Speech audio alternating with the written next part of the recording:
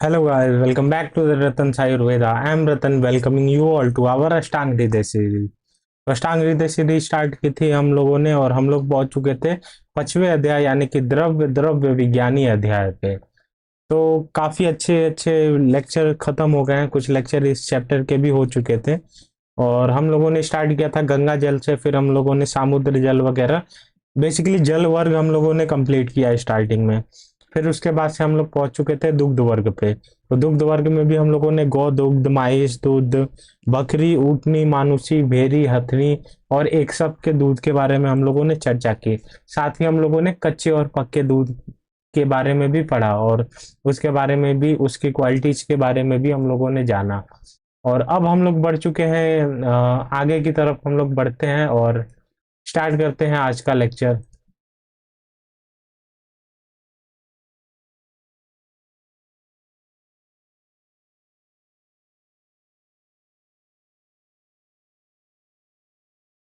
तो चलिए शुरू करते हैं। आज हम लोग को पढ़ना है क्वालिटीज ऑफ कर्ड यानी कि दही के बारे में। तो यहाँ पे श्लोक आप लोग देख सकते हैं कि 29, 30, 31, 32 आदि में इतने इतने सारे लाइन में हम लोग को दही दही के बारे में यानी कि दही के बारे में हम लोग को जानने को मिल रहा है कि इसकी क्वालिटीज क्या क्या होती हैं।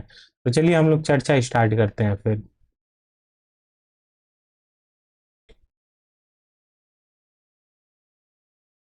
देखो, रस एवं विपाक के बारे में क्या बताया गया है। अम्ल है। रस एवं विपाक दही का जो होता है वो अम्लीय होता है, अम्ल होता है। ग्राही होता है, गुरु होता है, उष्ण होता है। वात को कम करेगा यानी कि वात शामक है। मेदवर्धक है यानी कि कफ को बढ़ाएगा। देखो, कफ और वात हमेशा most of the time opposite ही चलते हैं। देखो, वात को घटा रहा है दही और मेद को बढ़ा रहा है यानी कि कफ को बढ़ा रहा है। शुक्रवर्धक है, शुक्रवर्धक शुक्र धातु को इंक्रीज करेगा। मेदवर्धक के साथ साथ कफवर्धक है। तो अभी मैंने बताया मेदवर्धक यानी कि कफ बढ़ा रहा है, कफवर्धक है। साथ ही साथ पित्त को भी बढ़ा रहा है, कफ के साथ साथ पित्त को भी बढ़ा रहा है, लेकिन वात को कम करेगा। रक्तवर्धक है, रक्त बढ़ाएगा। अग्निवर्धक है, अग्नि को प्रबल करेगा। डाइजेस्टिव डाइजेस्टिव फायर अच्छा होगा, डाइजेस्टिव सिस्टम अच्छा होगा। सोफ एवं सोथ सोथ की बात कर रहा है। तो सोफ एवं सोफ एवं सोथ मतलब oedema like condition. Oedema like condition उत्पन्न करता है, सोफ एवं सोथ को जो है वो उत्पन्न करता है। तो अभी तक देखो हम लोगों ने क्या क्या पढ़ लिया। रस एवं विपाक जो होता है इसका अम्ल होता है। साथ ही साथ ये क्या होता है, ग्राही होता है, गुरु होता है, उष्ण होता है। तो ग्राही का मतलब शायद मैंने नहीं बताया, एक सेकेंड।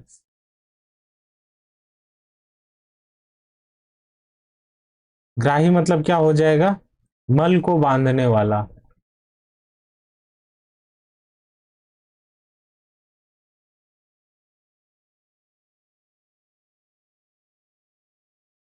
तो वो क्या करेगा कि जितना भी फूड फूड वगैरह में न्यूट्रिएंट्स वगैरह रहेगा उसको एब्जॉर्ब कराने में हेल्प करेगा। और जो मल होगा उसको, जैसे फाइब्रस कंटेंट जब हम लोग खाते हैं तो मल क्या होता है, अच्छे से होता है एक दूसरे में, मतलब सॉलिडिफाइड होता है। तो सॉलिडिफाइड मल को कर रहा है ये दही, तो ये इसी को ग्राही बोला गया है। गुरु और उष्ण तो पता ही है। साथ ही मैंने क्या बताया कि वात का समन करता है। वात का समन करने के साथ साथ क्या है, मेदवर्धक है, शुक्रवर्धक है, कफवर्धक है। पित्त पित्तवर्धक है, पित्तवर्धक के साथ साथ रक्तवर्धक है। फिर अग्निवर्धक है और सोफ एवं शोथ की कंडीशन उत्पन्न करेगा यानी कि एडिमा लाइक कंडीशन उत्पन्न करेगा। और क्या करता है, भोजन में रुचि जगाता है। तो भोजन में रुचि जगा रहा है यानी कि और रुचि में हेल्पफुल है। यानी कि अगर किसी को खाने वगैरह का मन नहीं कर रहा है, ऐसा लग रहा है अंदर से अरुचि सी हो गई है, तो ऐसी कंडीशन में क्या है, ऐसी कंडीशन में जो फूड है उसमें रुचि जगाएगा, भोजन में रुचि जगाएगा दही। तो ये पॉइंट ये वाकबट जी ने बताया हुआ है यहाँ पे। अब नेक्स्ट नेक्स्ट लाइन में देखो, नेक्स्ट लाइन में क्या बताया गया है कि ग्रहणी रोग में रुक्ष दही। चलो उससे पहले ये वाला पॉइंट देख लेते हैं। भोजन में रुचि जगा रहा है, ठीक है। शीतजन्य विषम ज्वर यानी कि विषम ज्वर, देखो कभी कभी शीत या ठंडे वगैरह के कारण जो है ज्वर जो होता है बार बार आता जाता रहता है। तो अगर ज्वर वाली कंडीशन है और उसके साथ साथ पीनस की कंडीशन है, पीनस यानी कि मैंने पहले भी बता रखा है, रनिंग नोज, रनिंग नोज की कंडीशन है, या फिर मूत्र कृच्छ है, मूत्र कृच्छ वाली कंडीशन है, यूरिनेशन वगैरह में दिक्कत हो रही है, फिर इन तीनों चीजों में अगर शीतजन्य विषम ज्वर है, साथ ही साथ पीनस यानी रनिंग नोज लाइक कंडीशन है, और मूत्र कृच्छ हो रखा है, तो ऐसी कंडीशन में जो दही होता है वो हेल्पफुल होता है। तो देखो मैंने ये नोट्स में भी लिख दिया है कि इन तीनों में ये हेल्पफुल होता है। फिर नेक्स्ट लाइन में क्या है, नेक्स्ट लाइन में ये वागवट जी बोल रहे हैं कि ग्रहणी रोग में रुक्ष दही लाभकर है। ग्रहणी ग्रहणी रोग में रुक्ष दही लाभकर है, यानी कि अगर इंटेस्टाइनल डिसऑर्डर वगैरह ऐसा कुछ हो रखा है पेशेंट को, तो ऐसी ऐसी अवस्था में रुक्ष दही, उसे रुक्ष दही का पान कराया जा रहा है। तो अब आता है कि रुक्ष दही होता क्या है सर? तो रुक्ष दही में क्या होता है कि मलाई को निकाल लिया जाता है। रुक्ष दही में मलाई नहीं होता है, मलाई को निकाल लिया जाता है, बाकी जो पार्ट बचता है दही का, ऐसी दही को रुक्ष दही बोला जाता है। तो ग्रहणी रोग रोग में क्या है, रुक्ष दही का पान कराया जा सकता है। तो फिर अब आगे की तरफ बढ़ते हैं, और क्या बताया है वाग्भट जी ने। तो ये रात्रि में दही, देखो चर्चा की है कि वाग्भट जी ने चर्चा की है कि कब दही खाना चाहिए और कब दही नहीं खाना चाहिए। तो रात्रि में दही नहीं खाना चाहिए, रात्रि में दही नहीं खाना चाहिए, साथ ही साथ उष्ण दही भी कभी नहीं खाना चाहिए। तो रात्रि में दही क्यों नहीं खाना चाहिए? क्योंकि जो रात का समय होता है उस समय, ये देखो ये क्या कर रहा है, वात को कम कर रहा है, मेद को बढ़ा रहा है, स्पेशली कफ को बढ़ा रहा है। तो रात में क्या है कि स्टार्टिंग टाइम में जो होता है, कफ अपनी प्रबल अवस्था में रहता है, तो रात्रि में इसलिए दही को मना किया गया है। साथ ही साथ उष्ण दही भी नहीं खाना चाहिए, क्योंकि ये इसका जो नेचर होता है उसको मॉडिफाई कर देता है अगर दही को गर्म किया जाता है तो इसलिए रात्रि में दही का मना किया गया है और उष्ण दही का मना किया गया है। साथ ही देखो वसंत, ग्रीष्म तथा शरद ऋतु में भी दही नहीं खाना चाहिए। तो ये क्वेश्चन पूछा ही जाता है, देखो या तो एमसीक्यू में आ जाता है, नहीं तो फिर 5 मार्क्स में भी आ जाता है कभी कभी। तो ऐसे पॉइंट वाइज, जैसे 5 मार्क्स में पॉइंट वाइज क्वेश्चन होते हैं ना, तो उसमें एक पॉइंट ऐसा आ जाता है कि वसंत ग्रीष्म और शरद ऋतु में, सॉरी ऐसा क्वेश्चन आ जाता है कि कौन कौन से ऋतु में दही का निषेध बताया गया है। तो देखो वाग्भट जी ने वसंत और ग्रीष्म और शरद ऋतु में दही का निषेध बताया, यानी नहीं खाना चाहिए। तो इसको याद कैसे करना है, तो वग्रीस से याद कर सकते हैं, वग्रीस, वसंत ग्रीष्म शरद, वग्रीस, तो ऐसे करके याद कर सकते हैं। फिर आज क्वेश्चन ये भी आता है कि वसंत ग्रीष्म और शरद ऋतु में क्यों नहीं खाना चाहिए, क्योंकि वसंत ऋतु में क्या होता है, वसंत ऋतु में कफ प्रकोपक होता है। तो कफ कफ की प्रकोप अवस्था होती है, तो कफ बढ़ता है, साथ ही साथ दही खा लेंगे तो ये भी कफ और बढ़ा देगा, तो हार्मफुल इफेक्ट देखने को मिलेगा। ग्रीष्म ऋतु में क्या है, उष्णता रहती है एटमॉस्फेयर में, उष्णता। तो अगर एटमॉस्फेयर में उष्णता है और हम लोग दही खा लिए ऊपर से, तो उष्णता और बढ़ जाएगी। तो ऐसी अवस्था में भी मना किया गया है वाग्भट जी द्वारा। फिर शरद ऋतु में क्या है, शरद, तो ग्रीष्म, वर्षा शरद, शरद ऋतु में क्या है, पित्त बढ़ रहा है, एटमॉस्फेयर में पित्त बढ़ रहा है, साथ ही साथ दही खाने से भी पित्त बढ़ने लग रहा है। देखो अभी हम लोग यहाँ पे पढ़े थे, क्या है, ये देखो कफ वर्धक हो गया, पित्त वर्धक हो गया, यहाँ पे हम लोग पढ़े हुए हैं, देखो ठीक है, कफ वर्धक पित्त वर्धक अभी हम लोगों ने पढ़े थे। फिर उसके साथ साथ क्वालिटी में हम लोगों ने ग्राही गुरु और उष्ण क्वालिटी देखा था। तो देखो वसंत ऋतु में जो है, देखो वसंत ऋतु में जो है वो कफ बढ़ रहा था, और यहाँ पे भी ये दही भी कफ बढ़ा रहा है, एटमॉस्फेयर भी कफ बढ़ रहा है और दही भी कफ बढ़ा रहा है, तो हार्मफुल इफेक्ट हम लोग को देखने को मिल रहा है। ग्रीष्म ऋतु में देखो उष्णता बढ़ रही है, ग्रीष्म ऋतु में उष्णता बढ़ रही है, साथ ही साथ दही भी उष्णता बढ़ा रहा है, तो दोनों इस सेम टाइप के हो जाएंगे तो बॉडी में हार्मफुल इफेक्ट शो कर सकते हैं। देखो शरद ऋतु में क्या हो रहा है, एटमॉस्फेयर में भी, एटमॉस्फेयर के चलते भी शरीर में पित्त बढ़ रहा है, और साथ ही दही खा लिए ऊपर से तो और पित्त बढ़ गया, तो पित्त पित्त इनबैलेंस हो जाएगा, जिसके कारण देखो हम लोगों ने पढ़ा वायम वाय वात पित्त और कफ तीनों साम्यावस्था में होने चाहिए। रोगस्तु दोष वैषम्यम दोष साम्यम आरोग्यता। तो हमें चाहिए कि इन तीनों को, वात पित्त कफ को बैलेंस करके चलें। अगर एक भी इसमें से बढ़ जा रहा है तो फिर हमें हार्मफुल इफेक्ट देखने को मिलेंगे, और अपना क्या होगा, अपना हम अपने बॉडी में बहुत सारे डिजीज का सामना करना पड़ सकता है। तो देखो ये पॉइंट था, ये थोड़ा साइंटिफिक सोचने वाला पॉइंट था, तो इसमें मैंने थोड़ा टाइम लेके एक्सप्लेन कर दिया। तो चलो अब नीचे नीचे के साइड में देख लेते हैं। तो देखो ये वाला तो बता दिया, वसंत ग्रीष्म और शरद। अब थोड़ा नीचे के साइड में देख लेते हैं क्या दिया हुआ है।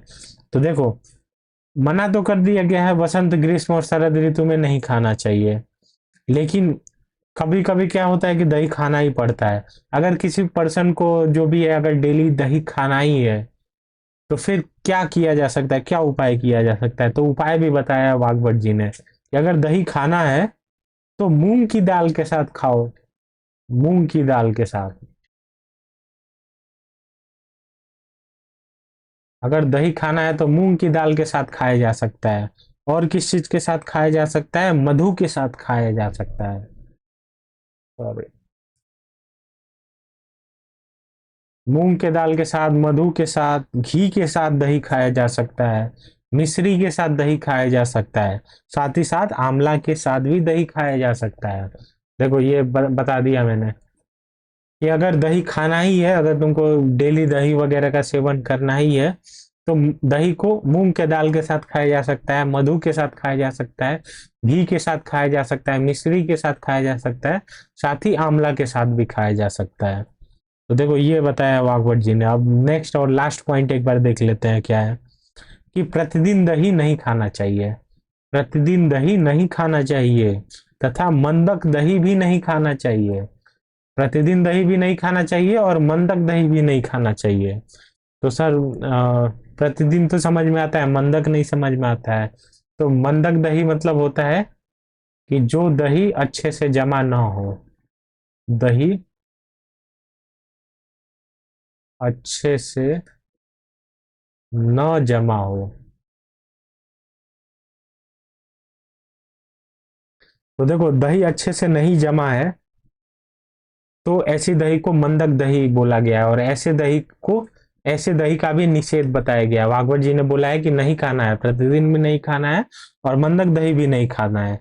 लेकिन अगर जो व्यक्ति खा रहे हैं, तो उनको देखो कौन कौन से कॉन्सिक्वेंसेस देखने को मिल सकते हैं, कौन कौन सी डिजीज देखने को मिल सकती है। उसे उन्हें ज्वर हो सकता है, रक्त पित्त की समस्या हो सकती है, विसर्प की समस्या हो सकती है। तो विसर्प मैंने पहले भी बताया था, एक बार और बता दे रहा हूँ। ये बेसिकली स्किन डिजीज है, herpes zoster. Herpes zoster like condition देखने को मिलेगी। कुष्ठ मैंने बता ही रखा है, कुष्ठ कुष्ठ हो सकता है व्यक्ति को, पांडु हो सकता है, पांडु मतलब एनीमिया हो सकता है, भ्रम भ्रम लाइक कंडीशन हो सकता है। तो ये सारे कॉन्सिक्वेंसेस देखने को मिल सकते हैं। ज्वर, रक्तपित्त, विसर्प हो गया, कुष्ठ रोग हो गया, पांडु एनीमिया हो गया, भ्रम हो गया। तो ये सारे पॉइंट मैंने अच्छे से एक्सप्लेन कर दिए। तो देखो ये पूरी दही की चर्चा थी, और ये सारे श्लोक में बताया गया है, ये यही सारा बताया गया है। तो ये सारे पॉइंट्स मैंने अच्छे से एक्सप्लेन कर दिए। तो चलो अब नेक्स्ट पॉइंट की तरफ बढ़ चलते हैं।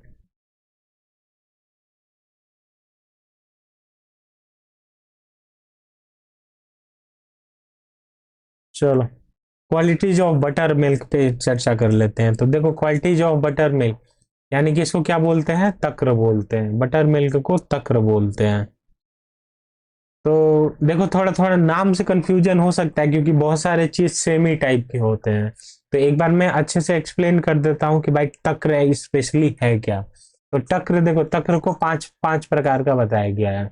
ये शायद अभी तुम लोग को नहीं मिलेगा, या कोई कोई बुक में मिलेगा।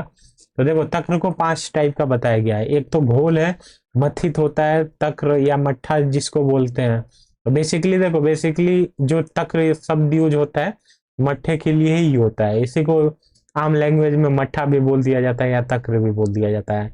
लेकिन तक्र का जो मेन, तक्र के जो टाइप्स होते हैं वो 5 प्रकार के होते हैं: घोल, मथित, तक्र, उदखित एवं छच्छिका, या जिसको छाछ भी बोल दिया जाता है। तो देखो घोल क्या होता है। घोल में क्या होता है, उसमें से पानी निकाल लिया जाता है। तो मलाई और मलाई रहता है उसको, और जितना भी और कंटेंट रहता है उसको मत मथ दिया जाता है और घोल बनाया जाता है। तो देखो इसमें क्या है, सिर्फ पानी नहीं रहता है। मथित में क्या होता है, पानी भी निकाल दिया जाता है और मलाई भी निकाल दिया जाता है, फिर उसको मथा जाता है। यानी कि पानी भी नहीं मिलाया गया है और मलाई भी उसमें से निकाल लिया गया है। बाकी जो कंटेंट बचा हुआ है उसको मथा गया है। और इसमें क्या हो रहा था, पानी तो नहीं मिलाया जा रहा था, और साथ ही साथ मलाई जो है उसको मथ दिया जा रहा था घोल में। फिर तक्र एवं मट्ठा देख लेते हैं। तो दही जितना है उसका 1/4 उसमें पानी मिला दिया जाता है। तो दही जैसे 1 किलो है तो 250 ग्राम जो है उसमें पानी मिला दिया जाता है, तो उसको तक्र या मट्ठा बोल दिया जाता है। उदखित में क्या होता है, दही में आधा पानी मिला दिया जाता है। जैसे जैसे एक जैसे 50-50 कर दिया जाता है। तो दही में आधा पानी मिला दिया जाता है। दही का 1/2 जो होता है उसे उदखित बोला जाता है। और छच्छिका में पानी बहुत बहुतायत मात्रा में, यानी कि जितना दही होता है उससे ज्यादा ही, लगभग थोड़ा बहुत ज्यादा ही पानी मिला दिया जाता है, तो उसको छच्छिका या छाछ बोला जाता है, जो आमतौर पर गर्मियों में लोग पीते हैं। तो ये देखो, ये तक्र के 5 टाइप्स हो गए। तो ये पूरा मैंने एक्सप्लेन कर दिया है और इसमें इतना टाइम नहीं देना है, और तक्र के क्वालिटीज पे चर्चा करनी है क्योंकि क्वेश्चन में ये पूछ सकता है। तो देखो तक्र की क्या क्या क्वालिटीज है। देखो सबसे पहले बताया गया है लघु कषाय एवं अम्ल रस।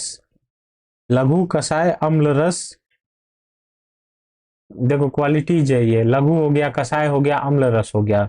साथ ही साथ दीपनीय होता है। दीपनीय यानी कि अग्नि बढ़ाएगा, अग्नि प्रबल करेगा। तो लघु कषाय अम्ल रस के साथ साथ यह दीपनीय होता है तथा कफ एवं वात दोष का शमन करता है।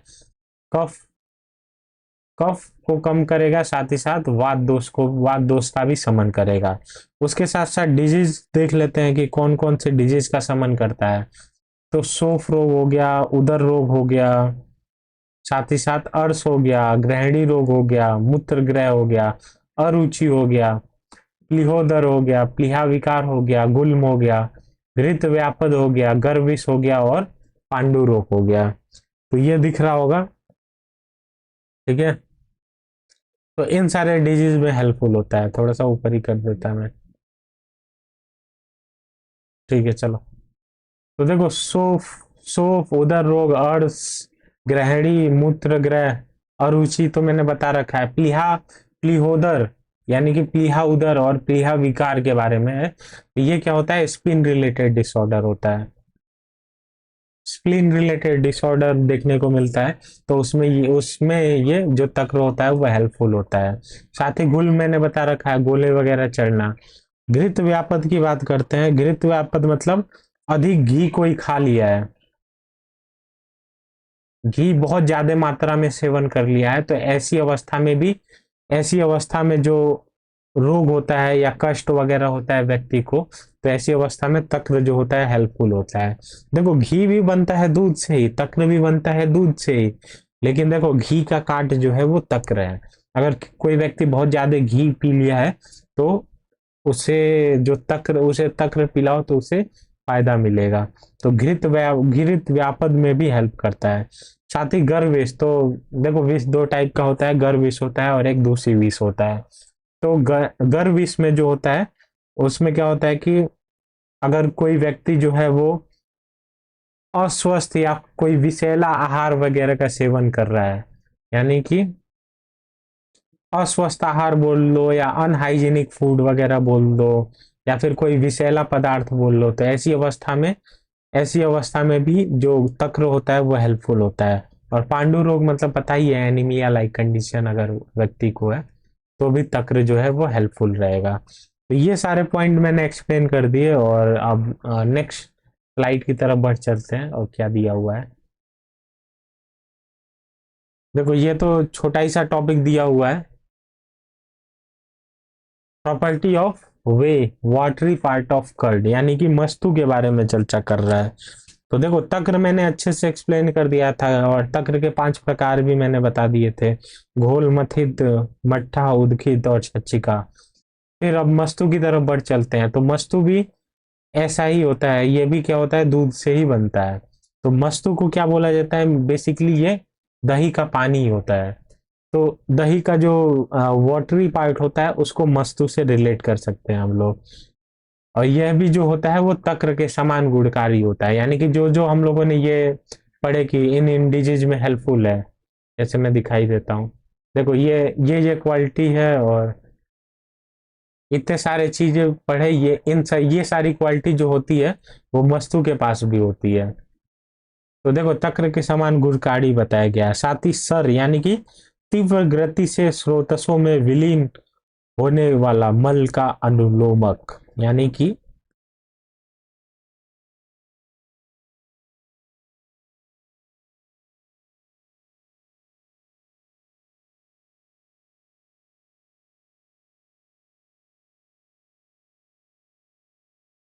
देखो सर क्वालिटी होती है, तो सर मतलब होता है कि बहुत तेजी से विचरण करने वाला, यानी कि पूरे बॉडी में फैल सकता है। तो ये क्या होता है कि जैसे ही मस्तु का सेवन किया जाता है तो ये स्रोतसों में फैल जाता है, स्रोतसों में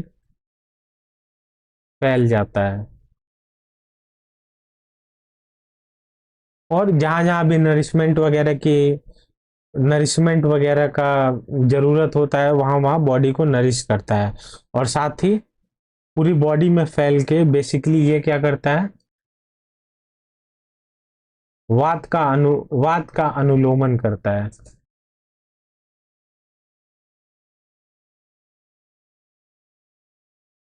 वात का अनुलोमन करता है,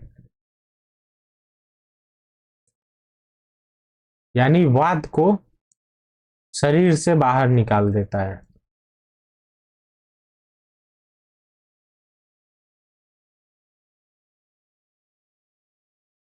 तो बात समझ में आई। देखो सर क्वालिटी होता है तो ये क्या होता है, पूरी बॉडी में फैल जाता है अच्छे से।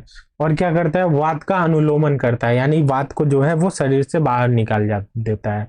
स्रोतोशोधक होता है, यानी कि स्रोतों में फैल जाता है, और क्या क्या करता है कि स्रोतों की शुद्धि कर देता है। तो अभी मैंने बताया कैसे करता है, कि वात का अनुलोमन करके कहता है, यानी कि दूषित वायु वगैरह अगर बॉडी में हो गई है, कोई भी वायु दुष्ट हो गई है, तो उसको शरीर से निकालने का प्रयास करता है और शरीर से निकाल देता है। तो ऐसे स्रोतो शोधक होता है। साथ ही विषटब्दा को दूर करता है, यानी कि विषटब्दा, यानी कि पूरी बॉडी में फैल ही जाता है इंटेस्टाइन वगैरह में अच्छे से। और साथ ही कब्ज को दूर करता है। कब्ज को दूर कैसे करेगा, तो वो क्या करता है, मल को बांध के कब्ज को दूर करता है। तो ये मस्तू के गुण थे, मैंने एक्सप्लेन कर दिया। अब नेक्स्ट स्लाइड में बढ़ते हैं।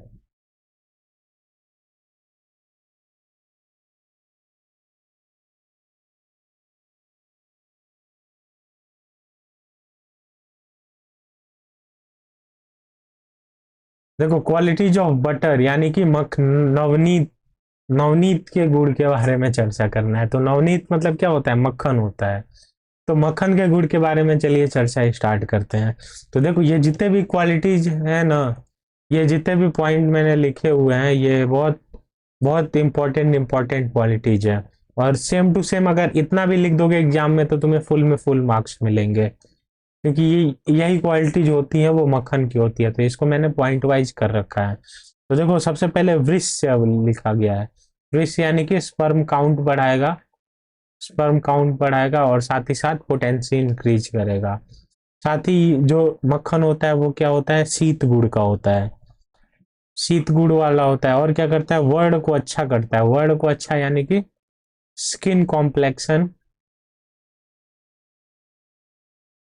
स्किन कॉम्प्लेक्शन अच्छा करेगा।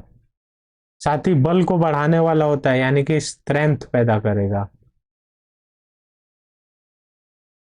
बॉडी में स्ट्रेंथ पैदा करेगा।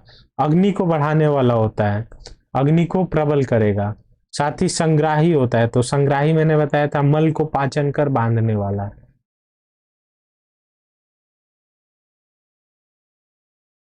मल को पाचन कर बांधने वाला।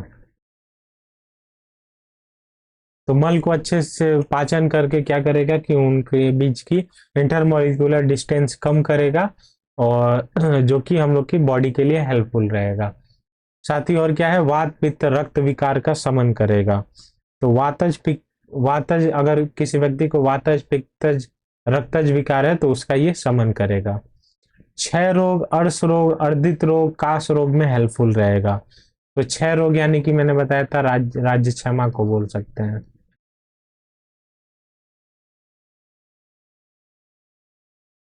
राज्य क्षमा। तो क्या है क्षय रोग, राज्य क्षमा यानी कि ट्यूबरकुलोसिस वगैरह को बोल सकते, ट्यूबरकुलोसिस से रिलेट कर सकते हैं। तो या फिर किसी व्यक्ति में क्या हो रहा है कि धातुओं का क्षय हो रहा है। तो ट्यूबरकुलोसिस कुलोसिस में क्या हो जाता है, व्यक्ति को इतनी खांसी वगैरह आती है कि, और साथ ही साथ उसको क्या होता है कि धातुओं का क्षय होना स्टार्ट हो जाता है, तो व्यक्ति क्रिस हो जाता है। साथ ही ये देखो, अभी नवनीत की बात कर लेते हैं। तो क्षय रोग हो गया, अर्श रोग हो गया, अर्दित रोग हो गया, काश रोग हो गया। तो इन रोगों में ये जो नवनीत या मक्खन है वो हेल्पफुल होता है। तो अब देखो, मक्खन जो होता है वो दो टाइप से बनाया जाता है। एक तो दूध से मक्खन बनाया जाता है और एक दही से मक्खन बनाया जाता है। तो जो श्रेष्ठ मक्खन माना गया है वो दही दही का माना गया है। मैं लिख ही देता हूँ, दही का मक्खन श्रेष्ठ माना गया है। तो देखो यहाँ यहाँ ये सारी जितनी भी क्वालिटीज हैं, ये सब हम लोग को दूध वाले मक्खन में भी देखने को मिलेगी। लेकिन जब हम लोग कंपेरिजन करेंगे तो फिर दही वाले मक्खन में ये सारी क्वालिटीज हम लोग को ज्यादा देखने को मिलेगी, अच्छे तरीके से काम करेगा पेशेंट पे। तो अभी हम लोग देखो, चिकित्सा की दृष्टि से हम लोग मक्खन के गुण पढ़ रहे हैं, तो हम लोग ट्रीटमेंट के लिए दही का मक्खन हम लोग लेंगे। अब आ जाते हैं नेक्स्ट स्लाइड में क्या है। तो देखो, वही मैंने बताया था कि दो टाइप के मक्खन होते हैं, एक दही से मक्खन बनता है, दही से नवनीत बनता है, और एक दूध से नवनीत बनता है। तो नेक्स्ट नेक्स्ट टॉपिक यही है अपना कि specific qualities of butter obtain from milk. तो देखो, अभी हम लोग दही दही के मक्खन यानी नवनीत की बात कर रहे थे, दही के मक्खन की। अब हम लोग दूध के नवनीत की बात करेंगे यानी दूध के मक्खन की। तो देखो क्या बताया गया है, छिरोद्वम तु संग्राही रक्त पित्ता अक्षी रोग जित। यानी कि देखो, संग्राही होता है, तो संग्राही यानी मैंने बताया था अभी, मल को पाचन कर बांधने वाला।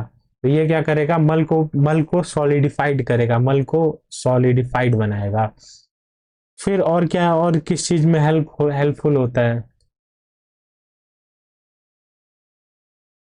लिख ही देता हूं मैं, नहीं तो कंफ्यूज हो जाओगे लोग। देखो, ये मल को बांधेगा और क्या करेगा, रक्त पित्त तथा नेत्र रोगों का शमन करेगा। तो रक्त पित्त यानी कि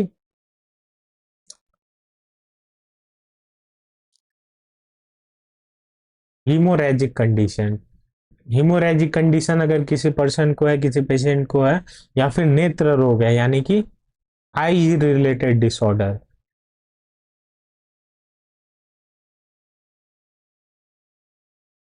आईज रिलेटेड डिसऑर्डर। तो ऐसी अवस्था में भी क्या होता है, ये जो दूध का नवनीत होता है ये बहुत हेल्पफुल माना गया है। तो ये सारे क्वालिटीज थे तो जो मैंने एक्सप्लेन किए।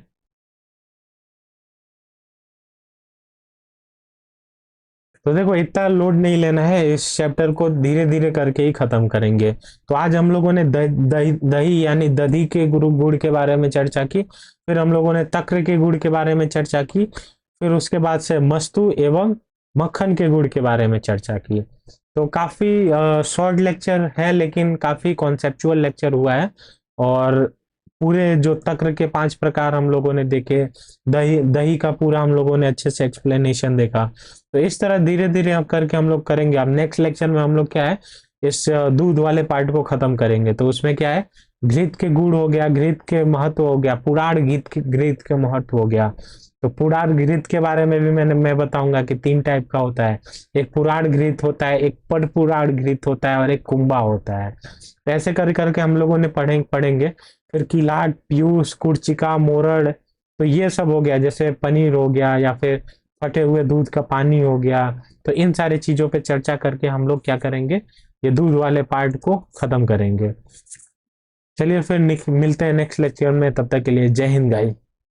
और कोई भी क्वेश्चन आएगा तो फिर इंस्टाग्राम हैंडल दिया हुआ है, और जो चैनल टेलीग्राम चैनल का लिंक जो है वो डिस्क्रिप्शन में है, वहाँ पे पीडीएफ वगैरह मिल जाया करेगा आप लोग को सारे लेक्चर्स का। चलिए मिलते हैं नेक्स्ट लेक्चर में, तब तक के लिए जय हिंद गाइस।